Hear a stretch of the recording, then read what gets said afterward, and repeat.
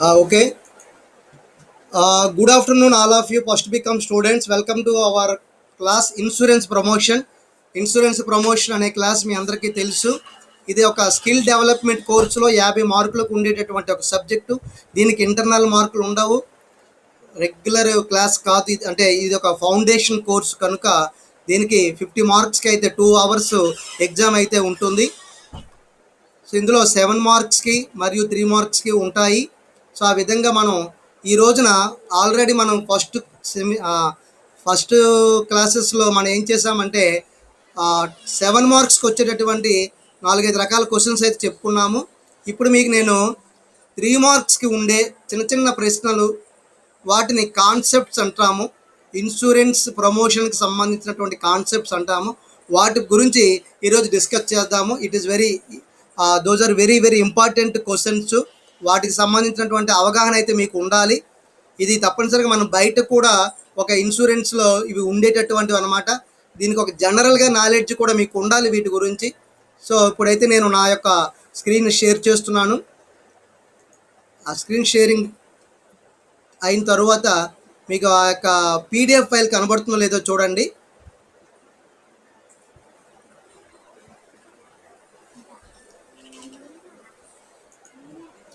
PDF file నేను share చేశాను, కనబడిందమ్మా అందరికీ? Okay, thank you. మనం మధ్య మధ్యలో ఒకసారి చెక్ చేద్దాం, స్టూడెంట్స్ ఇంకా జాయిన్ అవుతూ ఉన్నారేమోనని. ఒక్కసారి లక్ష్మి, మనకు ఉన్నటువంటి టైం టేబుల్ కూడా ఎప్పటికప్పుడు ప్రతిరోజు ఒకసారి టైం టేబుల్ పెట్టేస్తుంటాం మా గ్రూప్లో. ఆ టైం టేబుల్ కూడా చాలామందికి తెలియటం లేదు. ఏంటమ్మా? ఇన్సూరెన్స్ ఈరోజు బుధవారం 2 రోజులు ఉంటుంది. బుధవారం కాదు, మంగళవారం ఉంటుంది. మంగళవారం మధ్యాహ్నం క్లాసు. ఈరోజు మాత్రం ఇన్సూరెన్స్ ఎప్పుడు కూడా 12 నుంచి 1 గంట క్లాస్ ఉంటుంది. ఈరోజు శనివారం నాడు 2 ఉంటాయి, వారంలో 2 క్లాసులు ఉంటాయి ఇవి. అలాగే బీఓఎం క్లాస్ అయితే మధ్యాహ్నం మనకి 2 నుంచి 3 వరకు మళ్ళీ ఉంది ఈరోజు. అది ఒక బుధవారం నాడు ఉండదు ఆ క్లాసు. సో అలాగే మిగతా అన్ని రోజులు కూడా బీఓఎం క్లాస్ ఉంటుంది. మనం టైం టేబుల్ లక్ష్మి మీకు షేర్ చేస్తుంది, అందరూ నోట్ చేసుకుని దాని ప్రకారం అటెండ్ అవ్వండి. ఒకవేళ టైం టేబుల్ ఏదైనా మార్పు ఉంటే మేము చెప్తాం ముందుగానే, లేదంటే ఆ టైం కల్లా ఆ క్లాస్ జరిగిపోతుంది ఆన్లైన్లో. సో ఆ క్లాస్కి అటెండ్ అయిపోండి అందరూ కూడా.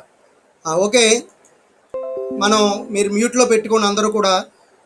ఇప్పుడు మనం ఇన్సూరెన్స్ ప్రమోషన్లో భాగంగా మనకి ఒక 3 మార్క్స్కి రావడానికి అవకాశం ఉండేటటువంటి కొన్ని ఇన్సూరెన్స్ కాన్సెప్ట్స్ అయితే ఉన్నాయి. వాటి గురించి 1 బై 1 మనం అర్థం చెప్పుకుంటూ వెళ్దాము. ఫస్ట్ ఆఫ్ ఆల్, జీవిత బీమా అనే దానికి ఈ ప్రశ్న, జీవిత బీమా అనగానేమి, అర్థం తెలియజేయండి అని అడగడానికి అవకాశం ఉంటుంది. జీవిత బీమా పేరులోనే ఉన్నది జీవితానికి సంబంధించిన ఒక బీమా చేయటము. సో దీన్ని మనం లైఫ్ ఇన్సూరెన్స్ అని అంటాము.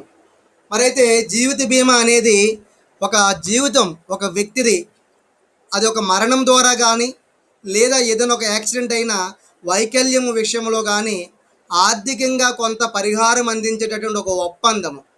ఎవరెవరికి ఒప్పందము? ఒక ఇన్సూరర్ సంస్థకి. అంటే ఇన్సూర్ చేసేటటువంటి వ్యక్తి ఇన్సూర్డ్ అంటాము, అది ఒక వ్యక్తి. ఇన్సూరర్ అంటే ఒక సంస్థ. అంటే ఎవరైతే ఒక వ్యక్తికి అతని జీవితానికి ఏదైనా మరణం సంభవించినా, లేదా యాక్సిడెంట్ అయ్యి ఏదైనా ఒక వైకల్యం చెందిన, అంటే డిజేబిలిటీ అంటాం వైకల్యం అంటే, ఈ విధంగా అతనికి ఏదైనా ఒక కాలు కానీ చెయ్యి కానీ ఏదైనా పని చేయలేని పరిస్థితి కలగడం వైకల్యము. ఇలా జరిగినప్పుడు కొంత ఆర్థిక పరిహారం అందించే ఒక విషయంలో అటు ఇన్సూరర్కి ఇటు ఇన్సూర్డ్కి మధ్య జరిగిన కాంట్రాక్ట్ లేదా ఒప్పందాన్ని మనం జీవిత బీమా అంటాము. అంటే ఇక్కడ ఏంటి, కొన్ని జీవిత బీమా పాలసీలు పదవీ విరమణ తర్వాత కూడా, లేదా పాలసీ మెచ్యూరిటీ అయిన తర్వాత, అంటే ఒక వ్యక్తి జీవితం పదవీ విరమణ జరిగిన తర్వాత డబ్బు వచ్చేటట్లుగా కానీ, లేదా ముందుగానే పాలసీ మెచ్యూరిటీ అయిన తర్వాత, అంటే పాలసీ మెచ్యూరిటీ అంటే ముందుగానే సంవత్సరం నిండిపోతే, ఒక 25 ఏళ్ళు కానీ ఒక 20 ఏళ్ళు కానీ మనం ఒక ఒప్పందం చేసుకుంటే ఆ యొక్క 20 ఏళ్ళు పదవీ కాలం నిండిపోతే దాన్ని మెచ్యూరిటీ అంటారు. అలా అయిన తరువాత ఆర్థిక పరిహారాన్ని అంటే క్లెయిమ్ అంటారు దాన్ని, ఆ డబ్బును అందజేస్తామని చేసుకున్న ఒప్పందం అన్నమాట. ఇక్కడ మనకి ఎల్లప్పుడూ కూడా ఒక అనిశ్చితమైనటువంటి ఒక విషయం ఉంటుంది. అదేంటంటే మన జీవితం ఎప్పుడు మరణిస్తామో తెలియదు. ఎప్పుడు ఏ రకమైనటువంటి వైకల్యానికి గురవుతామో తెలియదు. అటువంటి పరిస్థితులలో మనకి ఏదైనా అయితే మన యొక్క కుటుంబము వీధిని పడకుండా ఉండటానికి, కుటుంబానికి ఒక ఆసరా ఇవ్వటానికి, కుటుంబానికి ఒక భరోసా కలిగించడానికి ఈ యొక్క ఇన్సూరెన్స్ కంపెనీ మన నుంచి ఒక కొంత ప్రీమియం తీసుకునే ప్రతిఫలంగా మనకి ఒక ఆర్థిక పరిహారాన్ని మనం పెట్టుకున్నది ఒక రూ. 1,00,000 కావచ్చు, 5,00,000 కావచ్చు, 10,00,000 కావచ్చు. మనం ఎంత ఆర్థిక పరిహారం కావాలని వారితో ఒప్పందం చేసుకున్న ఆ మొత్తాన్ని మనకు అందిస్తుందన్నమాట. ఈ విధంగా ఆర్థిక పరిహారం పొందితే మనం మరి జీవిత బీమా ద్వారా వచ్చినది మనం లేనప్పుడు మన కుటుంబానికి ఒక ఆర్థిక భద్రత ఇవ్వడానికి ఇది సహాయపడుతుంది. మనం ఉన్నా కూడా ఎటువంటి పని చేయాలని వైకల్యానికి గురైనప్పుడు కూడా మనం బయటికి వెళ్ళి పని చేసి డబ్బులు తీసుకొచ్చే పరిస్థితి లేనప్పుడు కూడా ఈ రకమైనటువంటి ఆర్థిక భద్రత బీమా కంపెనీలు మనకి ఇవ్వడానికి సహాయపడతాయి. ఆ విధంగా ఒక వ్యక్తి జీవిత బీమా పాలసీని కొనుగోలు చేసేటప్పుడు మీరు ఒకే మొత్తంలో కానీ లేదా వాయిదాల ద్వారా కానీ ప్రీమియం చెల్లించడం. ఎందుకు ప్రీమియం కట్టాలి? ఎప్పుడో జరగబోయే ఒక నష్టానికి అమౌంట్ ఆర్థిక పరిహారంగా ఇవ్వటానికి ఒప్పుకున్నటువంటి ఒక సంస్థకు ఈరోజు ఒకే మొత్తంగా కానీ లేదా వాయిదాల పద్ధతిలో కానీ మనం కొద్ది కొద్దిగా మొత్తము డబ్బులు కట్టాలనే ఒక కాంట్రాక్ట్ మీద మనం ప్రీమియం చెల్లిస్తాం. దాన్ని ప్రీమియం అంటాము. అది పాలసీ ఆ విధంగా తీసుకుంటే బదులుగా బీమా సంస్థ ఏం చేస్తుంది? జీవిత బీమా తీసుకున్న వారిని ఆ పదవీ విరమణ తరువాత కానీ లేదా ముందుగానే కానీ మన కుటుంబాన్ని పోషించుకోవడానికి కొంత ఆర్థిక సహాయం చేస్తుంది. ఆ విధంగా సహాయపడుతుంది అన్నమాట. ఇది అంటే ఇది ఇద్దరు వ్యక్తుల మధ్య, ఒక సంస్థకు ఒక వ్యక్తికి మధ్య జరిగినటువంటి ఒప్పందము. వ్యక్తికి ఏదైనా అయితే ఆర్థిక పరిహారం ఇస్తానని ఆ సంస్థ అంటుంది, అందుకు బదులుగా ఇతడు ఒక ప్రీమియం కడతానని ఇతడు ఒప్పందం చేసుకుంటాడు. ఇక్కడ ప్రీమియం ఒకేసారి కావచ్చు, ఒకేసారి కట్టలేము అనుకుంటే నెలకు ఇంత అని కానీ, 3 నెలలకు కొంత అని కానీ, 6 నెలలకు అంత అని కానీ, లేదా ఒక్కసారి సంవత్సరానికి ఇలా ఎలాగో ఒకలాగా అతనికి ఎలా వీలుంటే అలా పరిహారాన్ని తీసుకోవడానికి బదులుగా కొంత ప్రతిఫలానికి చెల్లించడం, దాన్నే మనం ప్రీమియం అంటాము. ఇలా ఇద్దరి మధ్య ఈ ప్రీమియం కడుతూ ఉంటాము. వాస్తవంగా మనం పెట్టినటువంటి టైం అయిపోయిన తర్వాత అయితే డబ్బులు వచ్చేస్తాయి, లేదా మనం ఎప్పుడైతే మరణించడానికి అవకాశం ఉందో అప్పుడు ఏది ముందు జరిగితే అదే. ఇక్కడ పదవీ కాలం ముగిసిపోయినా, పదవీ కాలం అంటే బీమా కాలం ముగిసిపోతే డబ్బులు ఇచ్చేస్తారు, లేదా బీమా కాలానికి ముందరే ఇతనికి ఏదైనా యాక్సిడెంట్ అయినా డబ్బులు ఇవ్వడం కూడా చేస్తారు, లేదా చనిపోయినా కుటుంబానికి డబ్బులు ఇస్తారు. మరి ఈ విధంగా జీవిత బీమా పాలసీ అనేది ఒక బీమా సంస్థతో జరిగిన ఒప్పందముగా చెప్పుకోవచ్చు. ఎవరికి? వ్యక్తికి. ఎందుకు? అతని యొక్క జీవితానికి ఏమి జరగకూడదని. ఈ విధంగా ప్రీమియం చెల్లింపులకు బదులుగా బీమా సంస్థ మరణము తరువాత అంటే ఏదైతే మనం ప్రీమియం చెల్లిస్తున్నామో ముందుగా దానికి బదులుగా బీమా సంస్థ ఏం చేస్తుంది? ఆ మరణించిన తరువాత ఎవరైతే లబ్ధిదారులు ఉంటారో, స్టేక్ హోల్డర్స్, ఆ యొక్క కుటుంబంలో ఆధారపడినటువంటి భార్య పిల్లలు, లేదా భార్య జీవితం ఇచ్చేస్తే భర్త పిల్లలు, లేదా పిల్లలు ఇలాగా ఎవరైతే అది వారిని లబ్ధిదారులు అంటాము. అలా వారికి ఈ డెత్ బెనిఫిట్ మరణ లబ్ధి అంటే మరణ అనంతరము చెల్లించే లబ్ధి డెత్ బెనిఫిట్, అలా దానిని బీమా కంపెనీ ఆ యొక్క లబ్ధిదారులకు చెల్లిస్తుందన్నమాట. అది జీవిత బీమా. అలాగే సాధారణంగా యజమాని యొక్క అవసరాలు మరియు అతనికి ఉండే లక్ష్యాల ఆధారంగా కూడా జీవిత బీమా ఎంపిక చేయబడుతుంది. అతనికి 5 లక్షలు కావాలి, ఎందుకంటే ఒకవేళ ఏదైనా అయితే, లేదు అతనే బ్రతుకుంటే అతని చేతికి టైం అయిపోయిన తర్వాత అతని చేతికి ఇస్తారు. ఇది టర్మ్ ఇన్సూరెన్స్ ఎలా ఉంటుందంటే సమయము లేదా కాలం ముగిసిన తర్వాత అతను ఉంటే బ్రతుకున్నటువంటి అతనికే ఇచ్చేస్తారు ఆ డబ్బు. లేదు ఆ సమయంకు ముందర అతను చనిపోతే అతని కుటుంబానికి ఇస్తారు. ఈ విధంగా అతనికి ఎలాంటి అవసరాలు ఉంటాయి? కూతురు పెళ్లి చేయవలసి ఉంటుంది, కొడుకు చదువు చెప్పించవలసి ఉంటుంది, అలాగే ఒక ఇంటికి లోన్ కట్టవలసి ఉంటుంది. ఇలాంటివన్నీ యొక్క అవసరాలు. అలాగే ఇంకా లక్ష్యాలు ఉంటాయి. ఒక ఇల్లు కట్టాలి అనేది ఉంటుంది లక్ష్యం, లేదు కూతురు పెళ్లి చేయాలని ఉంటుంది, అలాగే కుమారుడికి చదువుకి ఏదైనా సహాయపడాలని ఉంటుంది. ఇలా ప్రతిదీ కూడా అతను పెట్టుకున్న లక్ష్యం ఆధారంగా కానీ అతనికి ఉండే అవసరాల ఆధారంగా కానీ జీవిత బీమాని అతను ఎంచుకుంటాడు. ఎందుకంటే ఇక్కడ ₹1,00,000 మొదలుకొని ఎంతైనా ఉంటుంది. మనీ బ్యాక్ పాలసీలు ఉంటాయి, లేదా ఒక టర్మ్ ఇన్సూరెన్స్ పాలసీలు ఉంటాయి. వీటిని అతడు ఎంపిక చేసుకుంటాడు. సాధారణంగా ఒక టర్మ్ లైఫ్ ఇన్సూరెన్స్ అయితే ఇది నిర్ణీత కాలానికి రక్షణ ఇస్తుంది. ఒక 25 సంవత్సరాలు, లేదా ఒక 20 సంవత్సరాలు, లేదా ఒక 15 సంవత్సరాలు. ఇలా అతడు ఒక కాలాన్ని నిర్ణయించుకొని ఆ కాలానికే ఆ ఇన్సూరెన్స్ కడతాడు. ఇది నిర్ణీత కాలానికి రక్షణ ఇచ్చే టర్మ్ లైఫ్ ఇన్సూరెన్స్ అంటారు. కొన్ని పాలసీలు శాశ్వత బీమా, దీన్ని శాశ్వత బీమా అంటే హోల్ లైఫ్ ఇన్సూరెన్స్ అంటారు. అతడు బ్రతికున్నంత కాలము కడుతూనే ఉంటాడు, ఎప్పుడు డబ్బులు రావు. అతడు చనిపోయాక అతనిపైన ఆధారపడినటువంటి వ్యక్తులకు మాత్రమే డబ్బులు ఇచ్చేటటువంటి ఒక పాలసీ. దీన్ని శాశ్వత జీవిత బీమా అంటారు. అంటే అతడు ఉన్నంతకాలము కవరేజ్ ఉంటుంది, బ్రతుకున్నంత కాలము, అన్నంతకాలం అతను కడుతుంటాడు కొంతకాలం పాటు. అలా అతను జీవిత కాలం పాటు ఉంటే అటువంటి కవరేజ్, దాన్ని యావజ్జీవ బీమా పాలసీ అంటారు. అది హోల్ లైఫ్ ఇన్సూరెన్స్ అంటారు ఇంగ్లీష్లో. అలాగే అన్ని రకాల బీమాల నుండి సాధారణంగా ఆదాయ పన్నుకి మినహాయింపులు కూడా ఉంటాయి. మనం ఎలాంటి రకమైనటువంటి బీమా పాలసీ తీసుకొనివ్వండి, తీసుకున్నటువంటి వ్యక్తికి ఇన్సూరెన్స్ కట్టినటువంటి డబ్బులన్నీ కూడా ఆ సంవత్సరంలో కట్టినవే, అంతా కాదు. ఆ సంవత్సరంలో కట్టినవి ఆ సంవత్సరంలో మనం ఆదాయ పన్ను నుంచి కూడా తగ్గింపుగా మనం పొందుకోవచ్చు.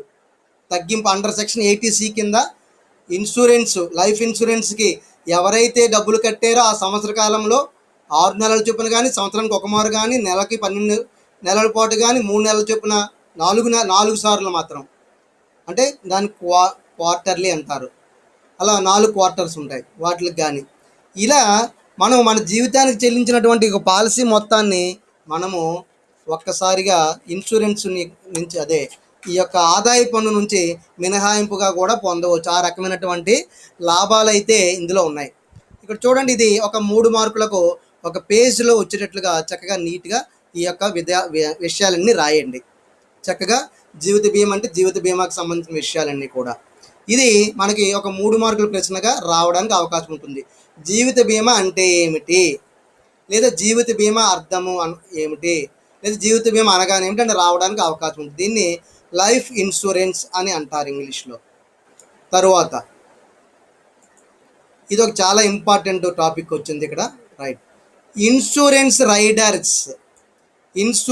రైడర్స్ ఈ పదం చాలా చక్కగా ఉంది. ఇది ఎలాంటిది రావడానికి అవకాశం ఉంటుంది. ఇక్కడ ఇన్సూరెన్స్ రైడర్స్ అంటే ఏంటంటే ఒక add on extra coverage. Add on అంటే అదనంగా ఉండేటటువంటి కొన్ని సదుపాయాలు అన్నమాట. అంటే కొన్ని క్లెయిములు, అలాగే కొన్ని కవరేజ్లు, దాన్ని రైడర్స్ అంటారు. యాడ్ ఆన్ ఎక్స్ట్రా కవరేజ్ రాసుకోండి దగ్గర. Add on extra coverage. Add on అంటే మీకు అదనంగా జోడించే సౌకర్యాలు. ఉదాహరణకి చూడండి, మీరు ఏదైనా ఒక సేవను పొందడానికి వెళ్తే add on course, add on service, add on ఇలా అంటే మీరు ఒక సర్వీస్ కావాలంటే దానికి అదనంగా ఇంకో సర్వీస్ని కూడా జోడిస్తే దాన్ని యాడ్ ఆన్ సర్వీస్ అంటారు. ఉదాహరణకు ఒక నెట్వర్క్ మీరు పొందారు, మీరు ఒక ఎయిర్టెల్కు కానీ ఒక జియోకు కానీ ₹399 ఒక నెట్వర్క్ వేసి కొన్నారు. దానికి 56 రోజుల పాటు ఒక 2 జీబీయో లేదా రోజుకి 1.5 జీబీయో వస్తూ ఉంటుంది. అది కాక ఇంకా మీకు అవసరమైతే జియో ఒక యాప్ ఉంటుంది, జియో నెట్వర్క్లో మీరు సినిమాలు చూసుకునే ఒక అవకాశం కూడా అది మీకు కల్పించడం అనుకుంటే దాన్ని యాడ్ ఆన్ సర్వీస్ అంటారు. అలాగే లేదా ఒక కోవిడ్ నుంచి మీకు రక్షణగా ఒక నెల రోజుల పాటు ఒక బీమా కల్పించడం కొన్ని ఇన్సూరెన్స్, అదొక యాడ్ ఆన్ సర్వీస్. ఇక్కడ ఇన్సూరెన్స్ రైడర్స్ ఇక్కడ ఏమిటంటే మనం చాలా బీమా సంస్థలు, ఇది చాలా జాగ్రత్తగా వినండి, చాలా బీమా సంస్థలు, ఒక్కసారి ఇక్కడికి వెళ్దాం, ఎవరైనా జాయిన్ అవుతారని చూద్దాం. చాలా బీమా సంస్థలు పాలసీదారులు అంటే ఎవరైతే ఇన్సూరెన్స్ చేశారో ఆ వ్యక్తులు, వారిని పాలసీదారులు అంటాము. వారికి అనుగుణంగా వారి పాలసీలకు అనుకూలించే విధంగా అవకాశాన్ని అందిస్తాయి కొన్ని. అటువంటి వాటిని మనం రైడర్స్ అంటాము. అంటే ఏంటి, వారు కొన్ని విషయాలకు మాత్రమే, ఒకవేళ వారు ఏదైనా మరణానికి గురైతే లేదా వైకల్యానికి గురైతే ఇంత డబ్బులు ఇవ్వమని మనం వారితో ఒక ఒప్పందం చేసుకొని ఒక పాలసీ తీసుకున్నాము. ఒక 2, 3 సంవత్సరాలు అయింది. తర్వాత వాళ్ళు రైడర్స్ మనకు అదనంగా కలుగ చేస్తారు. రైడర్స్ అప్పుడప్పుడు ఆఫర్ చేస్తారు. ఏమండి మీకు అవసరమైతే మీరు ఇందులో లేనటువంటిది ఫలానా ఒక హాస్పిటల్కి వెళ్ళి హాస్పిటల్లో మీరు వైద్యం పొందాలనుకున్నప్పుడు దీంట్లో మీరు అదనంగా యాడ్ చేసుకోండి రైడర్ని అని అదనంగా కొన్ని ప్రయోజనాలను కల్పిస్తామని చెప్పి ఇన్సూరెన్స్ కంపెనీలు మనల్ని అప్రోచ్ అవుతాయి. లేదా మనమే కొన్ని ప్రయోజనాలు నాకు కల్పించండి, నేను మొదట ఈ యొక్క ఇన్సూరెన్స్ పాలసీ తీసుకున్నప్పుడు నేను ఆ రకమైనటువంటి రైడర్ అంటే ప్రయోజనాన్ని ముందుగా నేను అనుకోలేదు, కాబట్టి ఇప్పుడు ఈ రకమైన ప్రయోజనం నాకు అందించండి అని ఇతనే అడగవచ్చు. ఇలా అదనంగా మనం తీసుకునే ఎక్స్ట్రా కవరేజ్ కోసం దాన్ని యాడాన్ ఎక్స్ట్రా కవరేజ్ అంటారు. మనం కొంత మొత్తాన్ని అదనంగా చెల్లించి ఇన్సూరెన్స్ బీమా మనం తీసుకున్నటువంటి ఆ పాలసీకే ఇది యాడ్ అవుతుంది అన్నమాట. ఈ రకమైనటువంటి కవరేజ్ ఇంతకు ముందు ఉన్నటువంటి కవరేజ్ అదనంగా మరి ఒక సౌకర్యాన్ని కనుక ఇన్సూరెన్స్ సంస్థలు మనకి ఇస్తే దాన్ని రైడర్స్ అంటారు. ఈ విధంగా మనకు అనుకూలంగా ఉన్నటువంటి మరికొన్ని అదనపు సర్వీసెస్ను ఇన్సూరెన్స్ కంపెనీ వాళ్ళు మనకు అందజేస్తే వాటిని రైడర్స్ అంటారు. అలాంటి రైడర్ తీసుకున్నందుకు గాను మనం కొద్దిపాటి కొద్దిపాటి మొత్తాన్ని అదనంగా చెల్లించాలి. మరి అలాగా పాలసీదారులు కానీ వారి పాలసీలను సవరించే అత్యంత సాధారణ మార్గం రైడర్స్. అంటే మొదట్లో తీసుకున్నటువంటి పాలసీ యొక్క ప్రయోజనాలు కాకుండా ఇంకా కొన్ని అదనపు ప్రయోజనాలు మనం పొందాలని భావించి ఆ ఇన్సూరెన్స్ పాలసీని సవరించమని వారికి కోరుకుని అలా ఇన్సూరెన్స్ని సవరించేటటువంటి ఒక మార్గాన్నే మనం రైడర్స్ అంటాము. అటువంటి వాటినే ఇన్సూరెన్స్ రైడర్స్ అంటారు. ఓకే, మరిచా వంశీ వచ్చాడు. మరి ఈ ఇన్సూరెన్స్ రైడర్స్ బీమా రంగంలో చాలా రకాలైనటువంటి రైడర్స్ ఉన్నాయి. మనకి ఏది నచ్చుతుందో ఆ రకమైనటువంటి ఎక్స్ట్రా కవరేజ్ మనం తీసుకోవచ్చు అన్నమాట.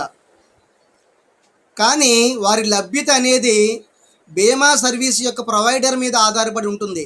మనం ఒక లైఫ్ ఇన్సూరెన్స్ వారి దగ్గరికి వెళ్ళి తీసుకుని ఉండొచ్చు. లైఫ్ ఇన్సూరెన్స్ కవరేజ్ వారి దగ్గర ఆ రకమైనటువంటి మనకు కావాల్సినటువంటి సర్వీస్ ఉందా లేదా, మనకు కావాల్సిన రైడర్ వాళ్ళ దగ్గర ఉందా లేదా అడిగి ఉంటే వారి దగ్గర తీసుకుంటాం. లేదా ఒక ఎస్బీఐ లైఫ్ ఇన్సూరెన్స్ ఉంది, వారి దగ్గర ఇంకో రకమైనటువంటి రైడర్ ఉండొచ్చు. లేదా ఒక హెచ్డిఎఫ్సి లైఫ్ ఇన్సూరెన్స్ ఉంది, వారి దగ్గర ఇంకో రకమైనటువంటి రైడర్ ఉండొచ్చు. లేదు ఒక భారతీయ యాక్సా అనే ఒక ఇన్సూరెన్స్ కంపెనీ ఉంది, వారి దగ్గర ఇంకో రకమైన రైడర్ ఉండొచ్చు. ఈ విధంగా మనం తీసుకున్నటువంటి సర్వీసు ప్రొవైడర్ అంటే ఈ ఎల్ఐసి కంపెనీ, ఈ యొక్క ఎయిర్టెల్ కంపెనీ, అదే భారతీయ యాక్సా కంపెనీ, ఈ హెచ్డిఎఫ్సి కంపెనీ, ఇలా వారి దగ్గర ఆ రైడర్ ఉండాలి. మనకు కావాల్సింది ఉంటే అప్పుడు వారి దగ్గర మనం ఈ యొక్క బీమా అదనపు ఎక్స్ట్రా కవరేజ్ని తీసుకోవచ్చు. సాధారణంగా పాలసీదారుడు అంటే మనకు కావాల్సిన రైడర్కి అదనపు ప్రీమియం రుసుముని చెల్లిస్తాడు. మన అదనంగా కొంత సర్వీస్ తీసుకుంటున్నప్పుడు అదనపు సర్వీస్ యొక్క రుసుమును కూడా చెల్లించాలి కదా. దీన్ని ఎడిషనల్ ప్రీమియం అంటారు.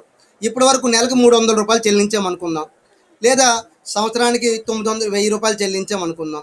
దీనికి అదనంగా ఇంకొక ప్రీమియము మనం ఆ రైడర్ కోసం చెల్లించాలి. అయితే కొన్ని పాలసీలలో రైడర్స్ వారి బేస్ ప్రీమియంలోనే ఉంటాయి. అంటే ఒకవేళ మనం 300 రూపాయలు నెలకు చొప్పున కడుతున్నటువంటి ఒక పాలసీ ఉందనుకుందాం. ఇప్పుడు అదనంగా ఈ యొక్క రైడర్ని తీసుకొచ్చింది ఆ సంస్థ. ఈ సంస్థకు మన అదనంగా కొత్తగా డబ్బులు కట్టవలసిన అవసరం లేదు. వారికి అందరికీ ఫ్రీగా ఏముంటుందంటే మీరు ఆల్రెడీ కట్టినటువంటి బేస్ ప్రీమియంలోనే ఈ యొక్క రైడర్ ఉంది, మీరు ఏం చెయ్యొద్దు, మీరు జస్ట్ ఈ రైడర్ని టిక్ చేయండి చాలు, ఒకసారి వెళ్ళి ఆటోమేటిక్గా ఆ పాలసీకి రైడర్ యాడ్ అయిపోతుంది అని కొన్ని రకాల కంపెనీ ఏం చేస్తాయంటే ఈ పాలసీలలో రైడర్స్ని వారి బేస్ ప్రీమియంలోనే ఇవ్వడం జరుగుతుంది. ఇక్కడ కొన్ని రకాలైనటువంటి రైడర్స్ని మనం ఇక్కడ చెప్పుకుందాం. కొన్ని కంపెనీలు కొన్ని రకాలైన రైడర్స్ ఇవ్వటం జరుగుతుంది.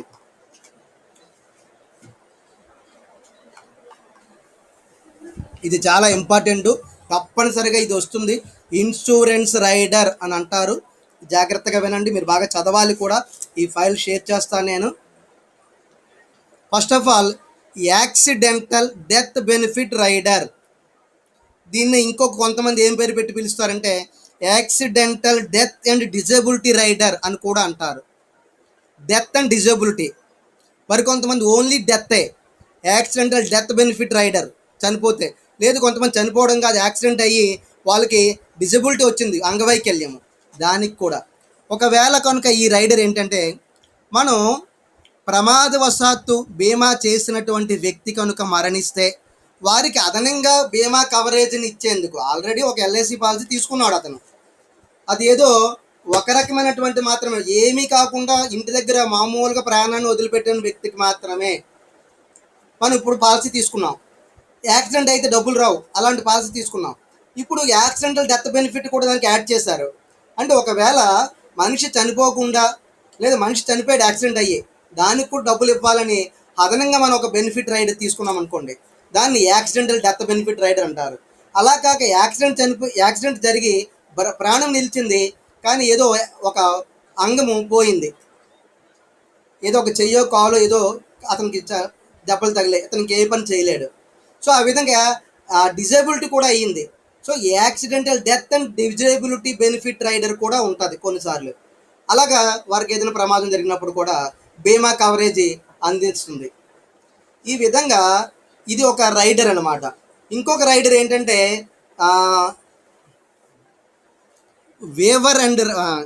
వేవర్ ఆఫ్ ప్రీమియం రైడర్ అంటారు. వేవర్ ఆఫ్ ప్రీమియం రైడర్, ఇది దీన్ని ఇక్కడ ఓన్లీ రైడర్ ప్రీమియం అనేసారు. ఇదేంటంటే ప్రీమియం అంటే వీవింగ్. ఏంటి వీవింగు? ఒకవేళ కనుక మనకి ఏదైనా ప్రమాదం జరిగి మనం ఏ రకమైనటువంటి ఆదాయాన్ని కోల్పోతే, రాలేకపోతే, ఆదాయాన్ని సంపాదించలేకపోతే, ఇక అక్కడి నుంచి మనం నెల నెల కట్టే ప్రీమియము కట్టవలసిన అవసరం లేకుండా ఆ ప్రీమియం వీవింగ్ చేస్తుంది. అంటే ఆ ప్రీమియంని నిలుపుదల చేస్తుంది అన్నమాట. ఆ విధంగా ప్రీమియము మనకి ఏదైనా ప్రమాదం జరిగి నాకు రెగ్యులర్గా వచ్చే ఆదాయాన్ని నేను కోల్పోతే, అలాంటి పరిస్థితుల్లో ప్రీమియం చెల్లించలేకపోతే, అలా వీవర్ ఆఫ్ ప్రీమియం రైడర్ అనేదాన్ని ఒకదాన్ని మనం తీసుకోవచ్చు. దానివల్ల ఏంటంటే ఆ రైడర్కి ఏదైనా ప్రాబ్లం జరిగితే ఇక నుంచి ప్రీమియం చెల్లింపు ఆ యొక్క ఎల్ఐసి కంపెనీకి మనం కట్టవలసిన అవసరం లేకుండా దాన్ని పూర్తిగా తీసేస్తారు. అయితే బెనిఫిట్ అయితే ఉంటుంది, ఎన్నాళ్ళైతే అన్నాళ్ళు. మనం నెల నెల కట్టవలసినటువంటి ప్రీమియం అయితే కట్టవలసిన అవసరం లేదు. ఇది ఈ రకంగా మనం ముందుగానే తీసుకుంటే భవిష్యత్తులో ఏం జరుగుతుందో తెలియక, అలాంటి ఒక ప్రీమియం వీవింగ్ రైడర్ అంటారు దీన్ని. నెక్స్ట్ మూడవది తీవ్రమైనటువంటి అనారోగ్యము. దట్ ఈస్ దీన్నే ఇంగ్లీష్లో క్రిటికల్ ఇల్నెస్ రైడర్ అంటారు. ఏమంటారు? Critical illness rider. క్రిటికల్ అంటే తీవ్రమైనటువంటి, ఇల్నెస్ అంటే అనారోగ్యము. అలాంటి ఒకవేళ చనిపోలేదు, తీవ్రమైన అనారోగ్యం, ఏ కోవిడ్ వచ్చింది, అతను చాలా పార్ట్స్ పాడైపోయాయి, లేదా అతనికి ఏదో ఒక గాయం వచ్చింది, తద్వారా పాలసీదారుడు చాలా కాలం పాటు అతను రోజు రెగ్యులర్గా ఆఫీస్కి వెళ్ళి పనిచేసే పరిస్థితి లేకపోవచ్చు, లేదా వైకల్యం వచ్చేసింది, మనం ఇంటి దగ్గర ఉండిపోయాం, బయటికి పని చేయలేకపోతున్నాం. ఇలాంటివి ముందు ఆలోచించి మనం చేయలేదు, ఇప్పుడు ఆలోచించాల్సిన పరిస్థితి వచ్చింది. సో ముందుగా మామూలుగా తీసుకున్నటువంటి పాలసీకే ఇప్పుడు అదనంగా ఈ రకమైన ఎక్స్ట్రా కవరేజ్ తీసుకోవచ్చు. సార్ నేను ముందు తీసుకోలేదు, కానీ ఇప్పుడు నాకు అవసరము, ఏదైనా క్రిటికల్ ఇల్నెస్కి నేను గురైనా, ఏదైనా ఒక గాయానికి గురైనా, నేను చాలా నెలలు ఒకవేళ పని చేయక ఇంటికి ఆదాయాన్ని తీసుకురాలేకపోతే నాకు ఈ రకమైనటువంటి ఆదాయం ఇచ్చే విధంగా ఈ వైకల్య ఆదాయ రైడర్ని నెలవారీ మీరు ఆదాయం ఇచ్చేటట్లు నాకు ఇవ్వండి సార్ అని మనం రిక్వెస్ట్ చేయొచ్చు. సో ఏడైనా ఎక్స్ట్రా కవరేజ్ అనేది పొందొచ్చు అనమాట. దట్ ఈస్ ఏంటంటే క్రిటికల్ ఇల్నెస్ రైడర్ అంటారు. ఇది కూడా తీసుకోవచ్చు మన అవసరమైతే. ఎవరి దగ్గర? ఆ యొక్క బీమా సంస్థ నుంచి. ఎవరైతే ఆల్రెడీ బీమా చేసి ఉన్నారో జీవిత బీమా, వారికి అదనంగా ఈ రకమైనటువంటి ఏడాది ఎక్స్ట్రా కవరేజ్ తీసుకోవచ్చు అనమాట. నెక్స్ట్ టెర్మినల్ అనారోగ్య నిర్ధారణ. టెర్మినల్ అనారోగ్య నిర్ధారణ. ఇక్కడ మనకి అప్పుడప్పుడు మన జీవితానికి ఏదైనా అయితేనే జీవిత బీమా పాలసీ తీసుకున్నాము, కానీ మనం అదనంగా ఒక రైడర్ తీసుకుందాం అనుకుంటున్నాం. అదేంటంటే బీమా చేసిన వ్యక్తి అనారోగ్య పాలయ్యాడు, అనారోగ్య నిర్ధారణ అయిన తర్వాత బీమా చేసిన వ్యక్తికి ఎప్పుడో చనిపోతున్న తర్వాత లేదా కాలం ముగిసిన తర్వాత డబ్బులు ఇవ్వడం కాదు. ఏదైనా అనారోగ్యం పాలయ్యి క్యాన్సర్ నిర్ధారణ అయ్యింది, ఆ తర్వాత ఆ వ్యక్తికి డబ్బులు అవుతాయి. ఇతను చనిపోతేనే డబ్బులు వచ్చే విధంగా ఇతను పాలసీ తీసుకున్నాడు. అలాంటి పరిస్థితిని ముందుగా ఊహించి అనారోగ్యం నిర్ధారణ అయిన తరువాత కూడా మనకి బీమా చేసిన వ్యక్తికి కొంత భాగాన్ని డబ్బుల రూపంలో ఇవ్వడాన్ని, ఈ విధంగా టెర్మినల్ అనారోగ్య నిర్ధారణ రైడర్ని మనం తీసుకోవచ్చు. అలాగే దీన్ని దీర్ఘకాలిక సంరక్షణ రైడర్ అంటారు. దీన్ని లాంగ్ కేర్ రైడర్ అంటారు. లాంగ్ టర్మ్ కేర్ అంటాం దీన్ని. అంటే కొంతమంది ఒక కాలానికి మాత్రమే తీసుకున్నారు, 15 సంవత్సరాలు కంప్లీట్ అయిపోయింది, మరి 20 సంవత్సరాల తర్వాత పరిస్థితి ఏంటి? అలాంటప్పుడు ఇలాంటి రైడర్ తీసుకుంటారు. దీన్ని లాంగ్ టర్మ్ కేర్ రైడర్ అంటారు. అంటే ఇది ఏంటంటే ఒక వేగవంతమైన మరణ ప్రయోజనం. మనం 15 సంవత్సరాల వరకే మనం తీసుకున్నాము, కానీ ఆ తర్వాత కూడా ఎలాంటి ప్రాబ్లం వస్తే అలా, కాబట్టి దీర్ఘకాలం పాటు మనకి కేరింగ్ ఉండేటట్లుగా ఒక రైడర్ తీసుకుంటే ఇది మనం మరణించే వరకు కూడా 20 సంవత్సరాలు నిండిపోయిన తర్వాత ఇంకా బ్రతుకుంటాము. అలాగే బ్రతికున్నప్పుడు కూడా మరణ ప్రయోజనం పొందడానికి వీలుగా ఇది తీసుకుంటాం అన్నమాట. ఇది బీమా చేసిన వ్యక్తికి బీమా తర్వాత ఇతనికి ఏదైనా ఒక ప్రాబ్లం జరిగి స్నానం చేసుకోలేకపోవడం, తినిపించడము, ఇలా రోజువారీ జీవన కార్యకలాపాలు కూడా మనం ఇతరులపైన ఆధారపడి ఉండే పరిస్థితి వచ్చేస్తుంది. అలాగే నర్సింగ్ హోమ్లో మనం కొన్ని రోజుల పాటు ఉండవలసిన అవసరం వచ్చేస్తుంది. అలాగే మనకి పక్కన ఎవరో ఒకరు ఉండే అసిస్టెడ్ లివింగ్ సంరక్షణ, మనతో పాటు ఎవరైనా ఉంటేనే కానీ మనం బ్రతకలేని పరిస్థితి వచ్చేస్తుంది. ఇటువంటి పరిస్థితులలో ఈ రకమైనటువంటి లాంగ్ టర్మ్ ఓకేనా కేర్ రైడర్ అనే దాన్ని మనం తీసుకోవచ్చు. అలాగే ఇంకొకటి బీమా రైడర్, చూడండి బీమా రైడర్ పాలసీ. ఇలాగ బీమా రైడర్ ఇంకోటి ఏంటంటే పాలసీ హోల్డర్కి వైద్య సమీక్ష. అంటే ఇక్కడ మెడికల్ రివ్యూ అనేది లేకుండా తరువాత తేదీలలో కూడా మన అదనంగా బీమాని కొనుగోలు చేయడానికి హామీ ఇస్తుంది. అంటే ఏంటి, మెడికల్ దగ్గరికి వెళ్ళి టెస్టులు చేయించుకొని వాళ్ళు మెడికల్ రివ్యూ, ఇతనికి టెస్ట్ చేశాము, ఇతనికి మీరు రివ్యూ చేశాం కాబట్టి ఇతనికి ఇవ్వకండి, ఇతనికి బాగా పెద్ద అనారోగ్యం ఉంది, ఇతను డెఫినెట్గా చనిపోతాడు, ఇతనికి మీరు ఇస్తే డెఫినెట్గా ఇతను డబ్బులు ఇవ్వాల్సి ఉంటుంది, ఇలా డాక్టర్ గారు సర్టిఫికేట్ ఇస్తారు రివ్యూ. అటువంటి మెడికల్ రివ్యూ అవసరం లేకుండానే మనకి ఒక రైడర్ తీసుకున్న అవకాశాన్ని ఎడిషనల్ రైడరు అనేది దాన్ని అదనపు బీమా కొనుగోలు అంటారు. అంటే ఆల్రెడీ మనకు ఉన్నటువంటి బీమాకి డాక్టర్ సర్టిఫై అతని దగ్గర నుంచి సర్టిఫికేట్ లేకుండా మనకు అదనంగా ఒక రైడర్ ఇస్తే ఎక్స్ట్రా కవరేజ్ అటువంటిది కూడా ఉంటుంది. సో ఇది మనకు అవసరాన్ని బట్టి ఈ రకమైనటువంటి రైడర్స్ మనం తీసుకోవచ్చు. చూడండి 6 రకాల రైడర్స్ చెప్పాను. It is very very important. 10 marks కావచ్చు, లేదా 7 మార్క్స్ కావచ్చు, 3 మార్కులు కావచ్చు. ఇది వస్తుంది, ఇదంతా బాగా చదవండి. ఇది రైడర్స్ అనే పదాన్ని గుర్తుపెట్టుకోండి, తప్పనిసరిగా వస్తుంది, బాగా చదవండి. నెక్స్ట్ ఇంకొక రకమైన ప్రశ్న, టర్మ్ ఇన్సూరెన్స్ ప్లాన్. ఒకనొక కాలానికి తీసుకున్నటువంటి ప్లాన్. మరి దాన్ని కొనుగోలు చేయాలి అంటే ఇన్సూరెన్స్ కంపెనీ దగ్గర మనకి ఏ రకమైనటువంటి పత్రాలు వారికి అవసరము? మనం ఒక టర్మ్ ఇన్సూరెన్స్ తీసుకున్నామంటే ఆ సంస్థకి మనం ఏ పత్రాలు ఇవ్వాలి? ఎలాగడుగుతాడు? మీరు ఒక టర్మ్ ఇన్సూరెన్స్ ప్లాన్ కొనుగోలు చేయడానికి ఇన్సూరెన్స్ కంపెనీకి మీరు సబ్మిట్ చేయవలసిన పత్రాలు ఏమిటి, లేదా అవసరమైన పత్రాలు ఏమిటి అని అడుగుతాడు. సో ఆ పత్రాలను మీరు ఈ విధంగా చెప్పండి. మీరు టర్మ్ ఇన్సూరెన్స్ ఇక్కడ మీకు ఇప్పుడు ఇది బయట కూడా మనకు ఉపయోగపడుతుంది. ఇక్కడ ఏదో పరీక్ష కోసం చదవటమే కాదు, బయట కూడా ఒకవేళ మీ నాన్నగారి జీవితం పైన మీరు తీసుకోవాలనుకున్నా, లేదా మీ జీవితం పైన ఒక పాలసీ తీసుకోవాలనుకున్నా, ఇవి మనం ఆ పాలసీకి ఇవ్వాల్సినటువంటి కొన్ని అవసరమైన పత్రాలు. చూడండి, మనం టర్మ్ ఇన్సూరెన్స్ ప్లాన్ కొనుగోలు చేసాం, మరి జీవిత బీమా కంపెనీలు మీ నుండి కొన్ని పత్రాలు అడుగుతాయి, అవి అవసరం కూడా. మరి మీరు దరఖాస్తు చేసేటప్పుడు మనం మొట్టమొదటి అప్లికేషన్ నింపాలి. దరఖాస్తు ఆ అప్లికేషన్ నింపేటప్పుడు నేరుగా ఈ పత్రాలను అప్లికేషన్తో పాటు, ఇప్పుడు ఎందుకంటే మనం బీమా లేటెస్ట్గా అంటే ఒక 5 సంవత్సరాల నుంచి కూడా మీరు ఇన్సూరెన్స్ కంపెనీకే వెళ్ళి బీమా తీసుకోవాల్సిన అవసరం లేదు. ఆన్లైన్లో కూడా ఒక టర్మ్ ఇన్సూరెన్స్ ప్లాన్ తీసుకోవచ్చు. ఆన్లైన్లోనే మీరు మీ పత్రాలు సబ్మిట్ చేసేయచ్చు. ఈ విధంగా మీరు అప్లికేషన్ ఆన్లైన్లోనే బీమా వెబ్సైట్లో అప్లోడ్ చేసేయవచ్చు ఆ పత్రాలను కూడా. లేదా వారు ఒక కస్టమర్ సర్వీస్ ఐడి ఇస్తారు, దానికైనా మీరు ఆ మెయిల్ చేసేయవచ్చు ఈ పత్రాలన్నిటినీ. ఈ విధంగా మీరు మెయిల్ చేసి కానీ, వెబ్సైట్లో అప్లోడ్ చేసి కానీ, లేదా మీ ఇంటి పక్కన ఉన్నటువంటి మీ ఊరి దగ్గరలో ఉన్నటువంటి ఆ ఇన్సూరెన్స్ బ్రాంచ్కి వెళ్ళి కానీ, ఇన్సూరెన్స్ కంపెనీ బ్రాంచ్ ఎల్ఐసి అంటే బ్రాంచ్కి వెళ్ళి కానీ ఈ పత్రాలను మీరు సబ్మిట్ చేయొచ్చు. లేదు పాండమిక్ సిచ్యువేషన్, కొరియర్ చేసేయండి, ఆ అడ్రస్ ఇస్తారు అక్కడ. ఈ విధంగా ఒక టర్మ్ ఇన్సూరెన్స్ ప్లాన్ మీరు తీసుకోవాలనుకుంటే వారికి కంపెనీ జారీ చేసేటప్పుడు ఈ కింది పత్రాలు మీ నుంచి అడుగుతుంది. వాటిని ఆదాయ పత్రాలు అనుకోవచ్చు, లేదా ఇన్కమ్ సర్టిఫికేట్స్ అంటారు. అంటే ఆదాయానికి సంబంధించి మీకు సంబంధించినటువంటి పత్రాలు అవి. అవి ఏంటంటే ఇవి జాగ్రత్తగా వినండి. మీకు అందించవలసినటువంటి లైఫ్ కవర్ మొత్తాన్ని అంచనా వేయాలంటే, అంటే మీకు ఎన్ని లక్షల యొక్క లైఫ్ కవర్ ఇవ్వాలి, అంత లైఫ్ కవర్ మీకు ఇవ్వాలంటే మీరు అది కట్టగలరా? దానికి సంబంధించిన డబ్బులు మీకు అంత ఆదాయం వస్తుందా? మీరు అంత ఆదాయం వచ్చే ఉద్యోగం చేస్తున్నారా? లేదా మీకు అంత ఆదాయం వచ్చేటటువంటి పరిశ్రమలు ఉన్నాయా, కంపెనీలు ఉన్నాయా?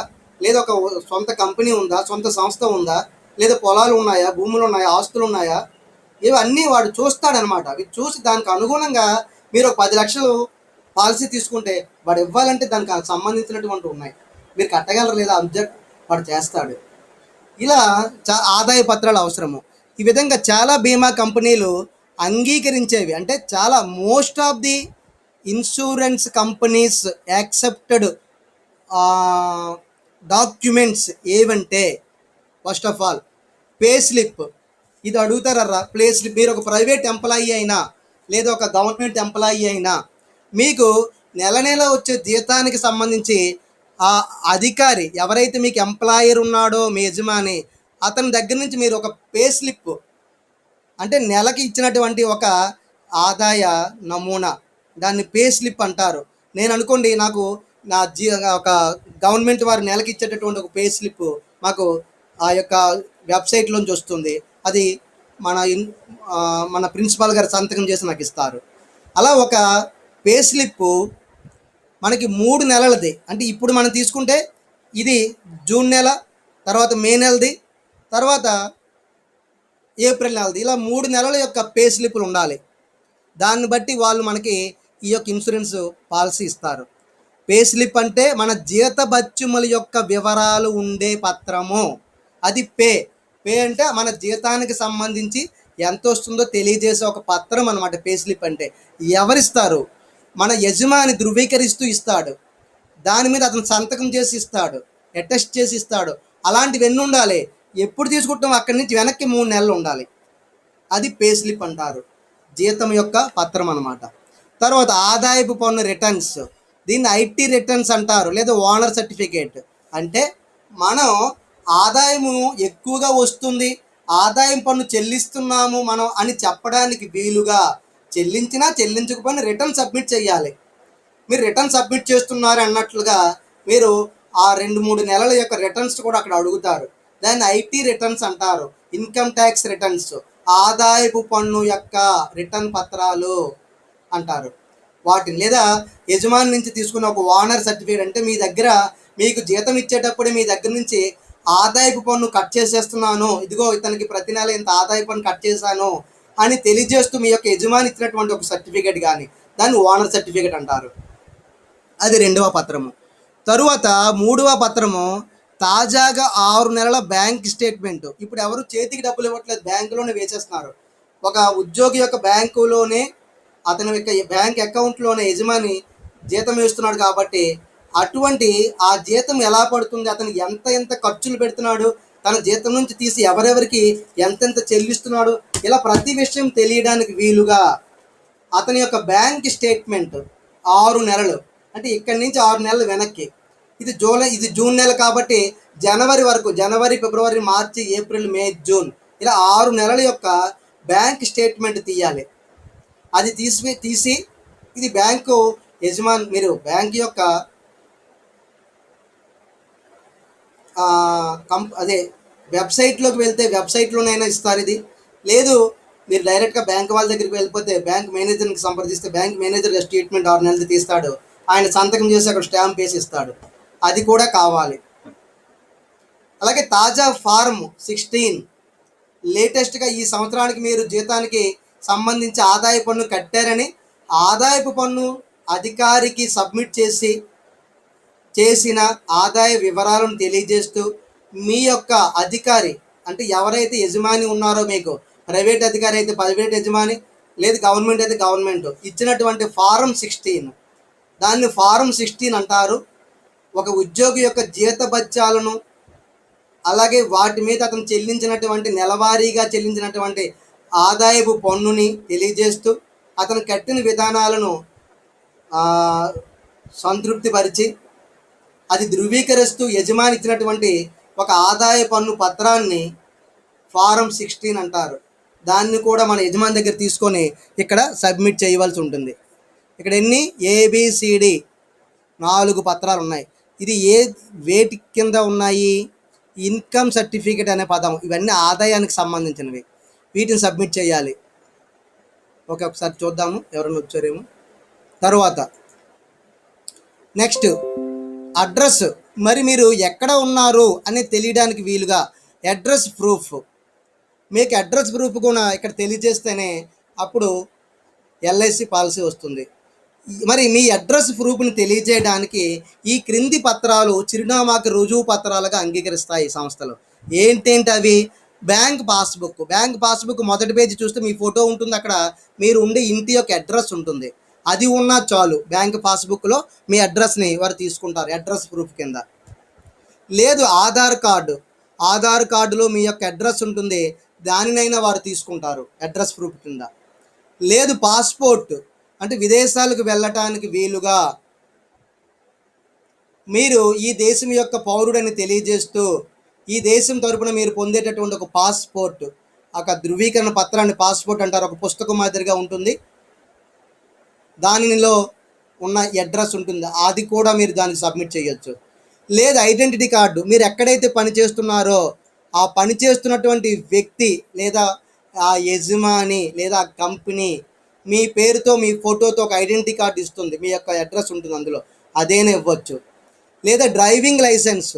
మీరు ఆర్టీఓ వారి దగ్గర ఒక కారు డ్రైవింగో లేదా ఒక ఏదైనా ఒక డ్రైవింగ్ చేయడానికి వీలుగా ఒక 20 సంవత్సరాల పాటు 15 సంవత్సరాల పాటు మీకు డ్రైవింగ్ చేయడానికి అవకాశం ఇస్తూ ఒక లైసెన్స్ ఇస్తుంది యజమాని.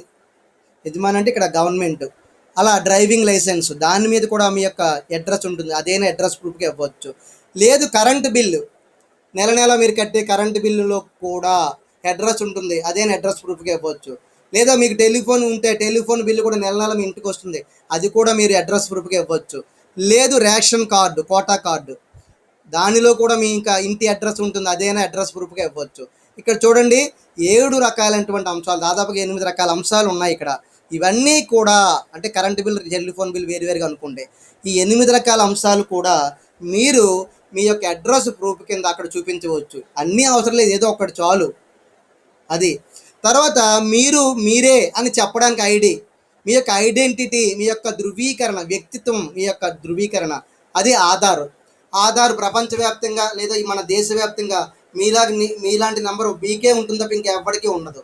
వాడు తప్పుగా ఎవరికి ఇచ్చేస్తే తప్ప ఒక నెంబరు ఒక వ్యక్తికి ఉంటుంది దేశవ్యాప్తంగా. కాబట్టి అదే మీ యొక్క ఆధార్ ప్రూఫ్. ఈరోజు నేను పలానా నాయుడు గారు అబ్బాయినండి, పలానా సన్యాసరావు గారు అబ్బాయినండి, పలానా వెంకటరావు గారు అబ్బాయినంటే ఇప్పుడు కాదు. నువ్వు భారతదేశంలో నీకు ఆధారం ఏమిటి? నువ్వు వ్యక్తివేనండి. అంటే ఇగోండి పలానా ఆధార్ కార్డు.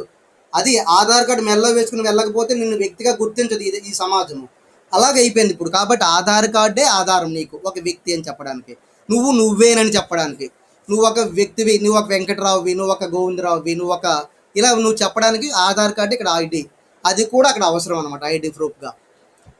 ఇవి దేనికి అవసరము? నువ్వు ఒక కంపెనీలో, ఏ కంపెనీ? ఇన్సూరెన్స్ కంపెనీలు, ఇన్సూరెన్స్ సంస్థలో ఏదైనా ఒక ఇన్సూరెన్స్ తీసుకోవడానికి ఇన్ని పత్రాలు అవసరము.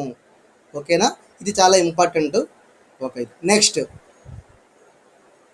మరొకటి చూడండి, జీవిత బీమా క్లెయిమ్ అవసరమైన పత్రాలు. సరే, జీవిత బీమా తీసేసుకున్నావు, ఈ పత్రాలు ఇచ్చేసో, జీవిత బీమా ఇచ్చేసింది సంస్థ. మరి సడన్గా మనకి యాక్సిడెంట్ అయిందో లేదా మరణం జరిగిందో ఒక వ్యక్తికి, అతనికి డబ్బులు రావాలి, అతను మరణిస్తే అతని కుటుంబీకుల క్లెయిమ్ వస్తుంది. లేదా అతనికే ఇవ్వాలి, అంటే క్లెయిమ్ టైం అయిపోయింది, 25 సంవత్సరాలు 20 సంవత్సరాలు, అతని చేతికి ఇస్తుంది సంస్థ. అలా జీవిత బీమా క్లెయిమ్ నీకు రావాలి అంటే మరి నువ్వు సబ్మిట్ చేయవలసిన పత్రాలు ఏమిటి? అది ఇక్కడ బీమా క్లెయిమ్ అంటే నీకు డబ్బులు నువ్వు రావలసినటువంటి పొందడాన్ని దాని క్లెయిమ్ అంటారు. దానికి అవసరమైన పత్రాలు ఏమిటంటే జీవితం అనూహ్యమైనది, అంతే కదా, చెప్పలేము. ఈ రోజు ఉన్న మనిషి రేపు ఉండటం లేదు ఈ కోవిడ్ పాండమిక్లో. మరి చూడండి ఎలా జీవితం అనూహ్యమైనదని చెప్పగలము. హ్యాపీగా వెళ్తున్న వ్యక్తి ఏమైపోయి వస్తున్నాడో తెలియని పరిస్థితులు ఉన్నాయి.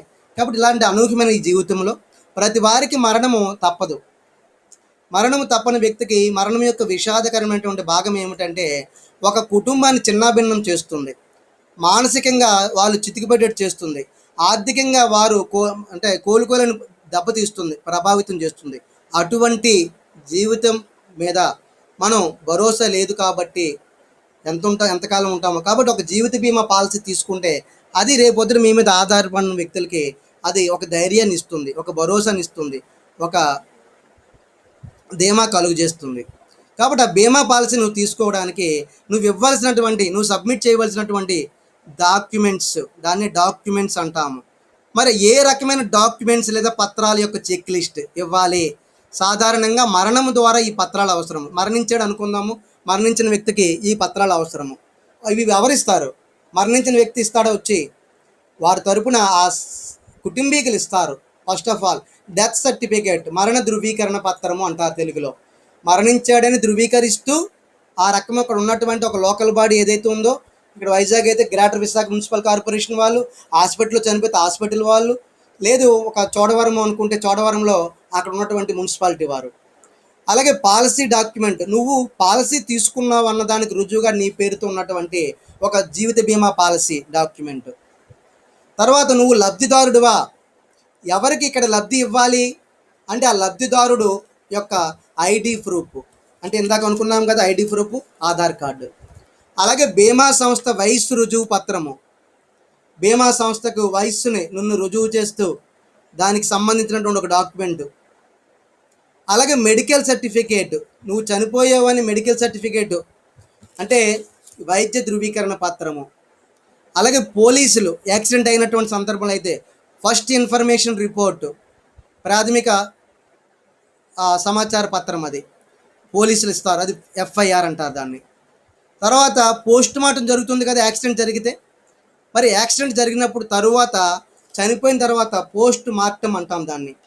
సో అందులో అతను ఎలా చనిపోయాడు, ఏం చనిపోయాడు, అతను కావాలని సూసైడ్ చేయని చనిపోయాడా, రావు, కావాలని ఈ యొక్క పాలసీ కోసం చనిపోయాడు అని అంటారు కంపెనీలు. కాబట్టి అతను సహజంగా మరణించాడు, అనుకోకుండా యాక్సిడెంట్ అయ్యి మరణించాడు అనేది ఇది పోస్ట్ మార్టం నివేదిక ఉండాలి.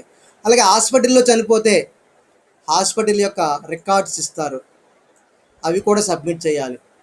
అలాగే ఒక శ్మశానానికి తీసుకుని వెళ్ళి అక్కడ బరీల్ గ్రౌండ్ అంటారు శ్మశానాన్ని, అక్కడ బరీల్ గ్రౌండ్లో ఫ్యూనరల్స్ చేయించినట్టుగంటే అంతిమ క్రియలు లేదా అంత్యక్రియలు అంటాము.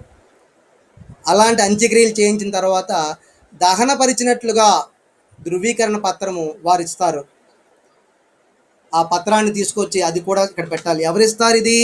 అక్కడ ఒక వ్యక్తి ఉంటాడు శ్మశాన వాటికలో, ఆ వ్యక్తి దహనం చేశాను నేనే అని ధృవీకరిస్తూ ఫలానా వ్యక్తి చనిపోయాడు, అది నిజము, అతను నేనే, నా చేతులుగా నేను ఇక్కడ దహనం కావించాను అని దహన ధృవీకరణ పత్రము అక్కడ శ్మశానంలో ఉన్నటువంటి వ్యక్తి ఇస్తాడు. బహుశా తలారి ఏదో అంటారు అక్కడ, కాటికాపరి, అతను ఇస్తాడు. అక్కడ ఒక సభ్యుడు అతను ఇచ్చినటువంటి ఆ పత్రాన్ని కూడా మనం సబ్మిట్ చేయాలి. ఇవి మనం బీమాని క్లెయిమ్ చేసుకోవడానికి కావాల్సినటువంటి పత్రాలుగా మనం చెప్పవచ్చు. మరి తరువాత హెల్త్ ఇన్సూరెన్స్ వలన కలిగే ప్రయోజనాలు. హెల్త్ ఇన్సూరెన్స్, ఆరోగ్య బీమా. ఒక వ్యక్తి ఆరోగ్య బీమా ఇలాంటి రోజులు ఇంకా అవసరము. హెల్త్ ఇన్సూరెన్స్, ఆరోగ్య బీమా కలిగి ఉండటం వల్ల ఏంటి ప్రయోజనము? నగదు రహిత చికిత్స. First of all cashless treatment. Cash అంటే డబ్బు లేకుండా, నగదు రహిత చికిత్స అంటాము. సో ఆ వ్యక్తికి మీరు బీమా చేయబడితే, మీ జీవితానికి మీరు బీమా చేస్తే, మీ బీమా సంస్థ వివిధ నెట్వర్క్ ఆసుపత్రుల సహకారంతో, నెట్వర్క్ ఆసుపత్రి అంటే బీమా కంపెనీలతో వాళ్ళు టైఅప్ అయి ఉన్నటువంటి హాస్పిటల్ను నెట్వర్క్ హాస్పిటల్ అంటారు. మీరు ఒక ఎల్ఐసి దగ్గర పాలసీ తీసుకుంటే వారు ఆ కంపెనీతో టైఅప్ అయితే లేదా హాస్పిటల్తో టైఅప్ అయితే దాన్నే నెట్వర్క్ హాస్పిటల్ అంటారు. ఈ విధంగా మీరు బీమా చేసినటువంటి బీమా సంస్థ వివిధ నెట్వర్క్ ఆసుపత్రుల దగ్గర సహకారంతో పనిచేస్తూ ఉంటే మీకు నగదు రహిత చికిత్స అందజేస్తుంది. అంటే మీరు ఏదో చిన్న చిన్న ఇల్నెస్ వచ్చింది, క్రిటికల్ ఇల్నెస్, అనారోగ్యం, కోవిడ్ కావచ్చు, లేకపోతే ఒక క్యాన్సర్ ట్రీట్మెంట్ కావచ్చు, లేదా మరొక రకమైనటువంటి ఇల్నెస్ కావచ్చు. ఇలా ఏదైనా ఇల్నెస్ వచ్చినప్పుడు మీరు మీ బీమా కంపెనీ అడుగు, సార్ నేను ఆరోగ్య బీమా తీసుకున్నాను కదా, నాకు ఈ రోజున ఈ రకమైన ఇల్నెస్ వచ్చింది, నేను ఏ హాస్పిటల్కి వెళ్తే మీరు మీ యొక్క ఈ క్యాష్లెస్ ట్రీట్మెంట్ ఇప్పిస్తారు అంటే వారు చెప్తారు, ఇలా పలానా వైజాగ్లో పలానా హాస్పిటల్ ఉంది, అపోలో హాస్పిటల్, పలానా హాస్పిటల్కి వెళ్ళండి, మీరు అక్కడికి వెళ్తే మేము క్యాష్లెస్, మీరు డబ్బులు ఇవ్వాల్సిన అవసరం, మీరు జాయిన్ అవ్వండి, ఈ ఫారం తీసుకొని వెళ్ళి చూపించండి అంటారు. ఆ విధంగా మన హాస్పిటల్కి వెళ్ళి జాయిన్ అయితే చాలా ఆటోమేటిక్గా ఆ సంస్థ ఆ బీమా కంపెనీతోటి టైఅప్ అయి ఉంది కాబట్టి వాళ్ళు చూసుకుంటారు మీకు ఏ రకమైనటువంటి క్యాష్లెస్ చికిత్స చేస్తున్నామో అలా. నెక్స్ట్, ఫ్రీ మరియు పోస్ట్ హాస్పిటలైజ్. మన హాస్పిటల్లో చేరక ముందు మనం అప్పుడప్పుడు వెళ్ళి వస్తూ ఉంటాం హాస్పిటల్లో ట్రీట్మెంట్ కోసం. ఆ విధంగా ఫ్రీ హాస్పిటలైజేషన్, పోస్ట్ హాస్పిటలైజేషన్ అయిపోయిన తర్వాత కూడా అలాగే ఫ్రీ అంటే ముందు, ఇక్కడ ఫ్రీ అంటే ఏమి ఫ్రీ కాదు, ఇక్కడ ఒత్తుపా కాదు, మామూలు ఫ్రీ మరియు పోస్ట్ హాస్పిటలైజేషన్ అంటే కొనుగోలు చేసిన బీమా పథకాన్ని బట్టి బీమా పాలసీ 60 రోజుల వరకు మనం ప్రీ మరియు పోస్ట్ హాస్పిటలైజేషన్ ఛార్జీలు కూడా ఇది వర్తిస్తుంది. అంటే మనం హాస్పిటల్లో చేరకముందు ఒక 60 రోజులకు, చేరిన తర్వాత ఒక 60 రోజులకు, దాదాపు 2 నెలలు అనమాట. హాస్పిటలైజేషన్ ఛార్జీలకు మనం అప్పుడప్పుడు వెళ్ళి రావడానికి కూడా ఈ రకమైనటువంటి క్యాష్లెస్ బీమా పాలసీ ఉపయోగపడుతుంది. అలాగే రవాణా ఛార్జీలు, ఒక్కోసారి అంబులెన్స్లో మనం నడవలేని పరిస్థితుల్లో అంబులెన్స్లో ఒక చోట నుంచి ఒక చోటుకి వెళ్ళటానికి, ఇంటి నుంచి హాస్పిటల్కి వెళ్ళడానికి, హాస్పిటల్ నుంచి ఇంటికి రావడానికి కూడా ఈ బీమా పాలసీ ఉపయోగపడుతుంది, ఆరోగ్య బీమా. అలాగే నో బోనస్, క్లెయిమ్ బోనస్ లేని పరిస్థితుల్లో, గత సంవత్సరంలో ఏదైనా చికిత్స కోసం మనం బీమా క్లెయిమ్ చేసుకోలేదు, క్రింద సంవత్సరం అంతా మనకి ఏమీ జరగలేదు, హ్యాపీగా ఉన్నాం, డబ్బులు కట్టాం ఆరోగ్య బీమా, మనం నో క్లెయిమ్ బోనస్ కాబట్టి ఇక్కడ బీమాకి ఎటువంటి బోనస్ ఉండదు, అటువంటి కూడా ఉంటాయి. తర్వాత మెడికల్ చెకప్, మనం ఆరోగ్యం బాగుందో లేదో సంవత్సరానికి ఒకసారి మెడికల్ చెకప్ చేసుకోవచ్చు. సంవత్సరం మన వయసు పెరిగే కొలితే మనకు అనారోగ్య సమస్యలు వస్తూ ఉంటాయి కాబట్టి మనం ఒక మెడికల్ చెకప్ చేసుకోవడం, దాన్ని వైద్య పరీక్షలు అంటారు, ఆరోగ్య పరీక్షలు. ఇలా ఇన్సూరెన్స్ పాలసీ ఎంపిక చేసినటువంటి ఆరోగ్య పరీక్షలకు కూడా ఇది వర్తిస్తుంది.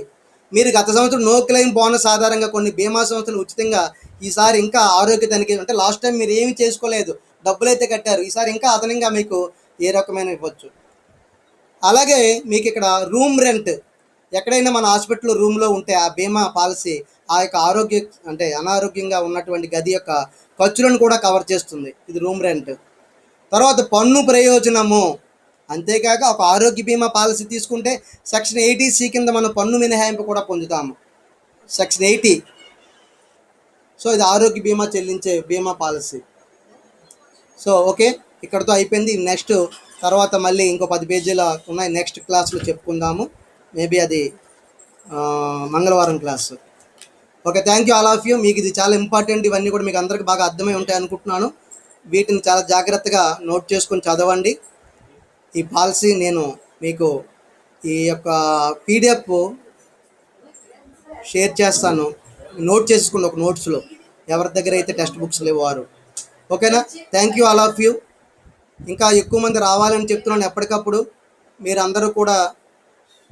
సో భువనేశ్వరి, భీమవరపు కుసుమ, చెల్లిపోయిన భవానీ, చరిష్మా, అరుణ్ కుమారి, లక్ష్మి, ధనలక్ష్మి, కొప్పాక, ఎల్ ప్రసాద్, ఇంటి పేరు పెట్టుకోము అక్కడ, లంక పౌల్ ప్రసాద్, మరిసా వంశీ, మణి అంటే ఇక్కడ ఎంబీజీ మణి, తెలీదు, మణికంఠ అయ్యి ఉంటాడు ఇక్కడ, మణికంఠ పూర్తిగా పేరుకి రాయి, ఇలాగైతే ఆడపిల్లలాగా ఉంది పేరు మణికంఠ అయితే, లేదా మరొక పేరైతే ఏ పేరైతే ఆ పేరు రాయి.